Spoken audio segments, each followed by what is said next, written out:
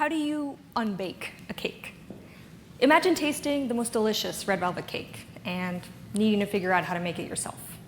Where do you start? Maybe you look for recipes for other cakes that might be similar, or you go out and you get some of the ingredients, like chocolate or cream cheese. Wherever you start, the only way to know that you got it right is to try making it yourself.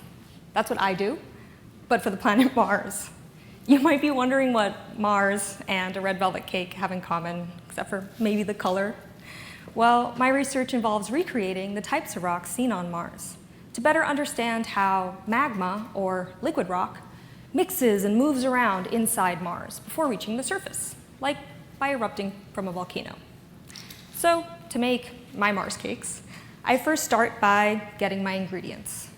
The ones I use are less appetizing than what you'd find in a real cake. They're things like chromium, titanium, and silica. Once I have everything mixed, I put it in an oven, a special oven, because it has to heat stuff up to around 1200 degrees Celsius, and I let it bake for a couple of days. Once it's ready, I take it out and let it cool before slicing a piece to study. Now, while my baking experiments are helpful in understanding how things can mix together inside of Mars, they're more like crumbs of an entire Mars cake.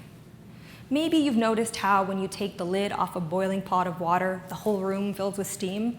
Rocks are like that too. They can hold gases, so things like water and carbon dioxide, in them when they're hot and under pressure. But when the pressure is released and they cool, they release their gases, sometimes all the way up into the atmosphere. Now, billions of years ago, when Earth was an inhospitable ball of magma, scientists think that Mars was warm and wet.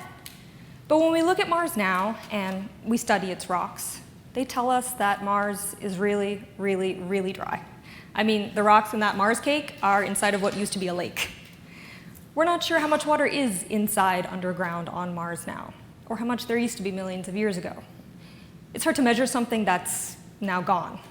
So instead, we have to turn to the rocks themselves and their building blocks, minerals, to see how they might have changed because they mixed with water, or they lost it almost completely.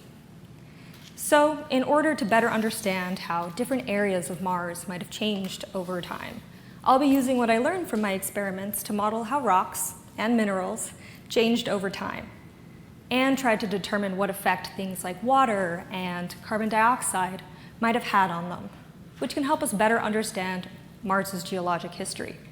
That is the icing on the cake. Thank you.